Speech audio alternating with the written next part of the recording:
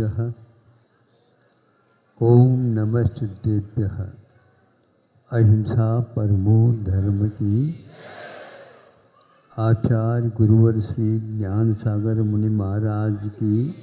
चलो परम पूज्य संत सबने आचार्य भगवान विद्यासागर जी महामणि राज्य की, समस्त आचार्य संघ की। अभी नहीं कोई।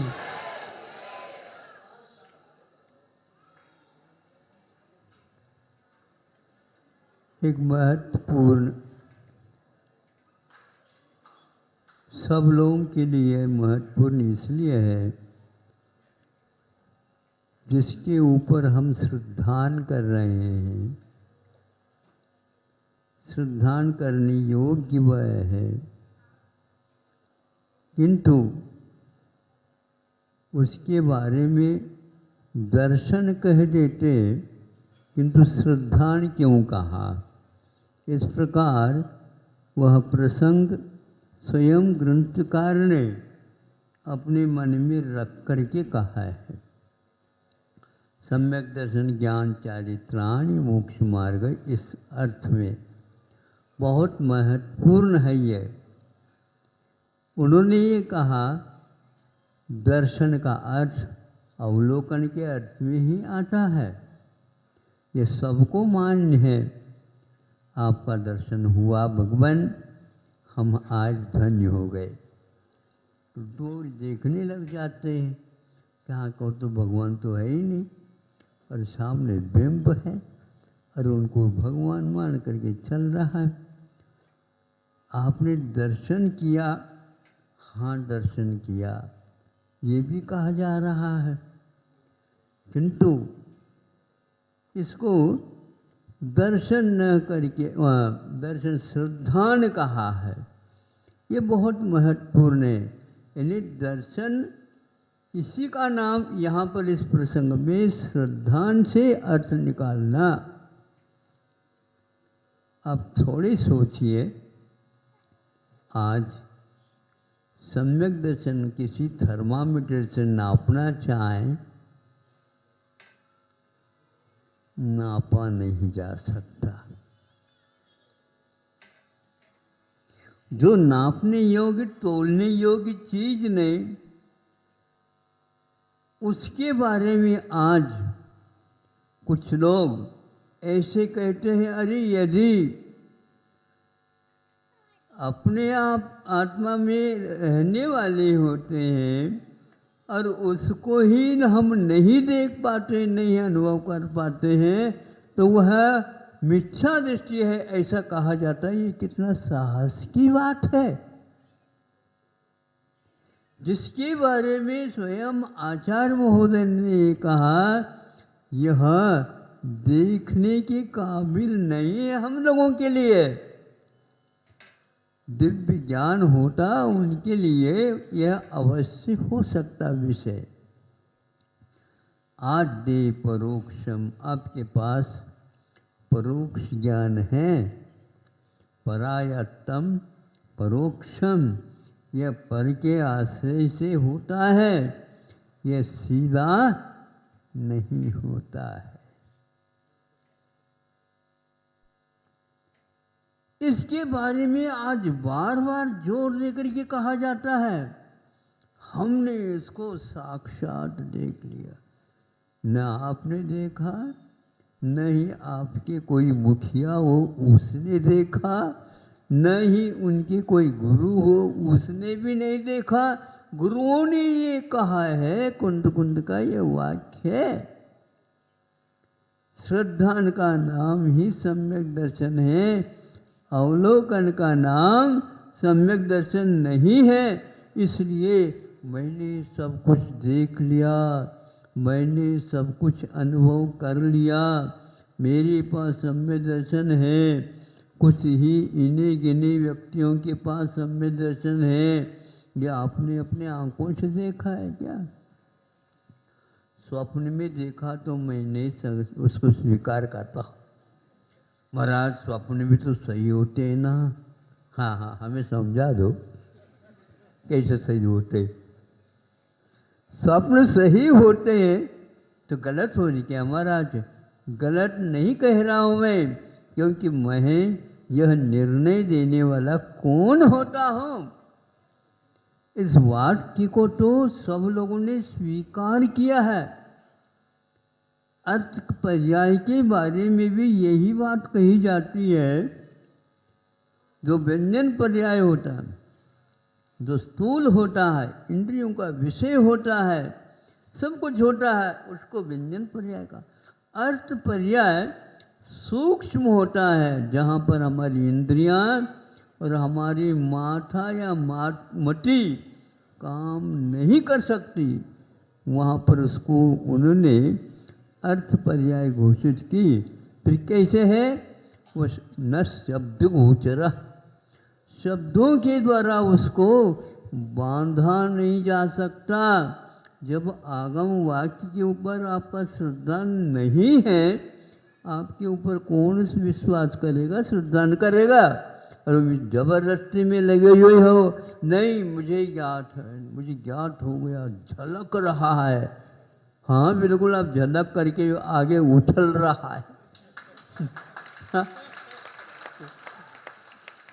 झलक रहा है, ये कहाँ से झलक रहा है? हमें चश्मा से झलकता हो तो हम भी लगा ले। ये कितनी यह विडंबना है ये, और ये चल रहा वर्षों से। असंख्यात अरब वर्षों का मुझे ज्ञान होता है ऐसा, और वो कहते हैं ये महान भव्य जी। गलत बात है। इसके ऊपर विश्वास करना, इस कोई भी इससे स्वार्थ सिद्ध नहीं होने वाला, केवल ख्याति, पूजा, लाभ के अलावा और इसका कोई उद्देश्य हो नहीं सकता। इसलिए जिसको इन्होंने दर्शन न कर करके श्रद्धान कहा, और वह परोक्ष ही होता है, अपने ज्ञान का विषय नहीं होता। इसलिए विनय के साथ, श्रद्धान के साथ, आस्था के साथ इसको स्वीकार करें। यदि नहीं करता है, वह आगम भी नहीं है, और वह इसका वाचन करने वाला भी वाचक भी नहीं कहा जा सकता। उनके मुख से कोई वस्तु आप सुनना चाहेंगे, वह आगम से विपरीत होगा, इतना तो जान लो आप। फिर भी अंधाधुंध भैया देखो, बात ऐसी है, एक बकरी या मेढ़ा जो ना आगे हो जाता, उसके पीछे हजारों हो जाते। इसका अर्थ ये नहीं उसको नेता घोषित किया है, वह है ही नहीं। यह तो एक चींटी के पीछे भी हजारों चींटियां चलती हैं, घोषणा तो करते ही नहीं। ऊपर जाकर ये गिर भी जाते हैं तो सभी गिरते चले जाते, पुनः उसके ऊपर चले जाते। ऐसा नहीं। गंतव्य की ओर जाने के लिए मार्ग की आवश्यकता होती है। हाँ, मार्ग वो बताने वाला भी होता है, लेकिन बताने वाला हमारे सामने प्रत्यक्षदर्शी नहीं है। इसलिए उस हमारे जो गुरु हैं, वो गुरु भी दूसरे अपने गुरु बनाए, उनके भी गुरु हैं। इस प्रकार यह परोक्ष ज्ञान की परंपरा चल रही है। उसके बीच में कोई इसको विच्छिन्न करके, हटा करके यदि अपनी तरफ से बात करना चाहता है, वो कितना अविवेकपूर्ण है। उसको अपने निकाचित कर्म बंध के बारे में चिंता तक नहीं है। उसका जब फल मिलेगा उस समय कुछ भी वह जान नहीं पाएगा, इस रहस्य से वंचित रहेगा। और वह एक एक भव नहीं, दो दो भव नहीं, अनंत अनंत भवों तक जो व्यक्ति निर्णय करके और विपरीत अर्थ निकाल करके स्वयं तो जानता ही है, दूसरे को और वह उस मार्ग से हटाता हो, वह किसी भी प्रकार से ग्रहण करने योग्य नहीं है। किंतु क्या करें, आज तो ऐसा अंधकार दिखे हैं तो फिर भी हम इसको प्रकाश कहें, लेकिन जहाँ शास्त्र की बात आती है वहाँ पर हमें श्रद्धा की ही मुख्यता होती है। और इसके उपरांत भी कुछ पहचान तो होती होंगी महाराज, उन पहचानों को ले बताते हैं। एक तो प्रशम भाव, हमेशा शांत भाव रखो, इससे आपको वह श्रद्धान हो सकता है। सम्यक भाव, इस संसार से आपको डर लगना चाहिए। डर क्या, दूसरे को डरा रहे, छीना झपटी हो रही है, जबरदस्ती हो रहा है, कोई भी अभिमत नहीं स्वीकारता है, जबरदस्त से दबाव डाल करके मंत्रिमंडल में उनको प्रवेश दिया जा रहा है। हाँ बिल्कुल, हम आपको निश्चित रूप से करा दें। ये जो है भोले भाले उन श्रावकों के सामने कह दो तो काम चल जाएगा, लेकिन जब तक तेरा पुण्य का, ये पुण्य के कारण चल रहा है, एक दिन वह घड़ा भरेगा, फिर तो एक बूंद भी नहीं मिल पाएगी। पाप के सिवाय इसमें कुछ नहीं होता। इसमें आखिर इस प्रकार कहने वालों का उद्देश्य क्या है? केवल ख्याति लाभ, मेरा मेरा मेरा, हमारा, इसके अलावा कुछ नहीं। मान लीजिए मर करके विपक्ष के वह समर्थक बन गए तो क्या करोगे बताओ? तो ये यहाँ पर काम तो कर लिया, एक पाई भी नहीं दिया, और उनके यहाँ जाकर के जन्म ले लिया, और वह अड़ोस पड़ोस में है, उसके यहाँ पूरा को पूरा मान लो लक्ष्मी चली जाती है, क्योंकि जहाँ पुण्य होता तो वहीं पर लक्ष्मी चालू हो जाती। अब वह यहाँ का उसका वैरी बनेगा क्या मित्र बनेगा या नाता रिश्ता रखने वाला बनेगा, मुझे बताओ। यह तो संसार है। एक ही भाव में 18 नाते होते हैं। यहाँ पर एक और नाता जोड़ना चाहो तो जो जैसे कहो भैया, हम तो इसके लिए हाँ नहीं कहेंगे, यदि मना कर दोगे नहीं ना नहीं कह सकते आप, ठीक है आपके कहने से नहीं करूँगा, लेकिन मेरा मन तो कहता है ना के योग्य भी आप नहीं है, इसलिए नहीं है। जो व्यक्ति विपरीत ही स्वीकार करना चाहता है उसके लिए बुला करके कुछ कहा नहीं जाता।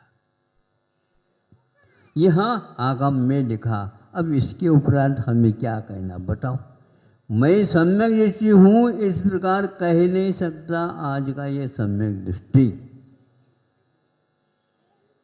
और उनका कहना ये है कि युक्ति से ये कहता है जो अपने आप का श्रद्धा नहीं करता और उसके सम्यक अनुभूति नहीं होती है तो वह मिथ्या दृष्टि है, इसलिए हाउ कह दो। सब लोग उसके हाव में लगे हुए हैं। माँ डरा करके कहती थी बेटा उधर नहीं जाना है। क्यों? वो कहता क्यों नहीं, वो बहू है, बहू हवा है, हाँ पकड़ लेगा।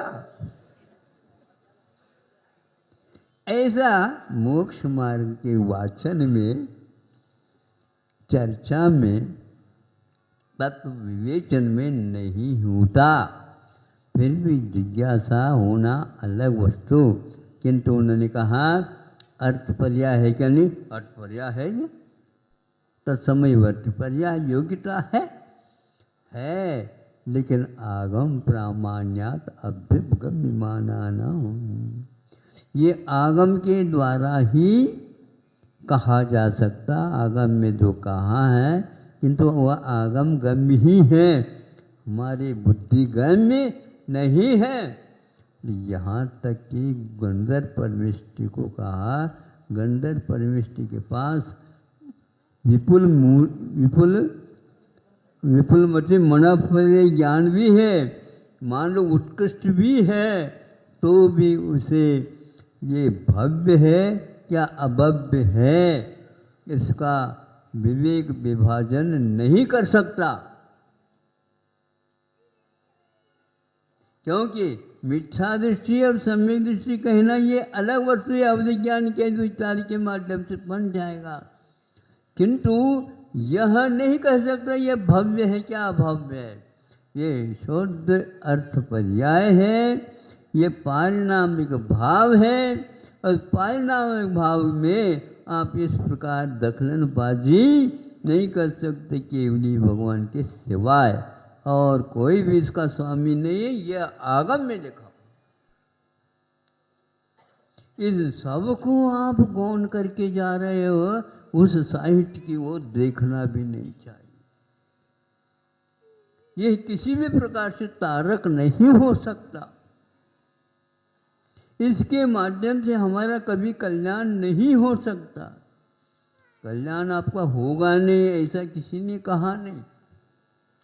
प्रशम, सम्यक, अनुकंपा, हाँ, संकृष्ट में कृष्टेश जीवेश कृपारत्व, जो दुखित है, अभावग्रस्त है, रुग्ण है, अनाथ है, अकेला है, उसको देख करके करुणा करना। मनुतिर्येषु, मनुष्य और तिर्यंशों में करुणा किया करो। देव और नारकियों के लिए आप क्या करोगे? उनके पास अवधि ज्ञान है, इसलिए अट्टे ऐधागणम करुणा भावो ये मनुतिर्येषु, करुणा भाव को रखना मनुष्य और तिर्यंशों में।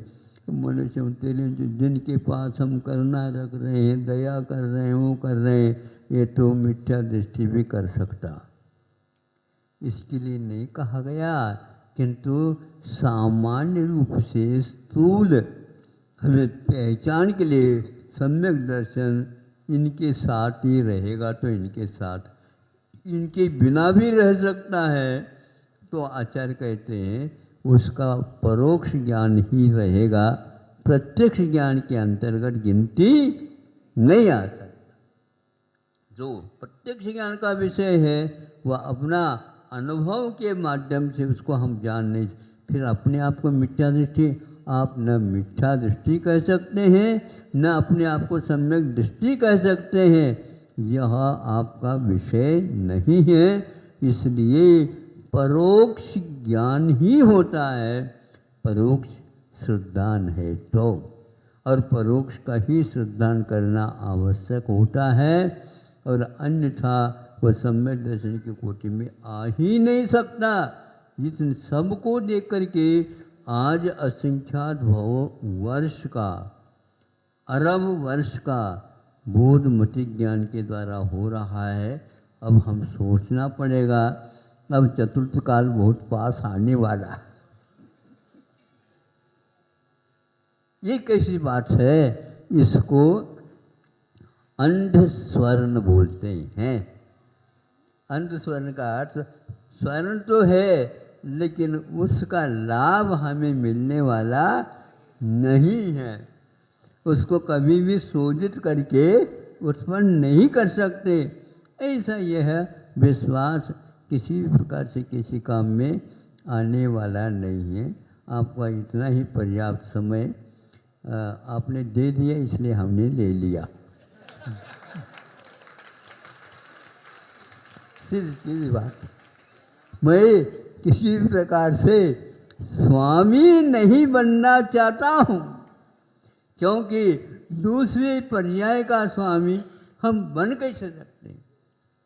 हम उसके अधिकारी नहीं हैं, हमारे अधिकारी हम हैं, लेकिन हमारे भीतर खजाना क्या क्या है ये श्रद्धान इन आगम के द्वारा, गुरुओं के द्वारा केवलियों के द्वारा बताया हुआ यह आगम है। इस विश्वास पर चलना चाहिए ताकि आज नहीं है तो कल हमें वह स्थान मिल जाए तो कल्याण अपना हो जाए, सबका कल्याण हो। अहिंसा परमो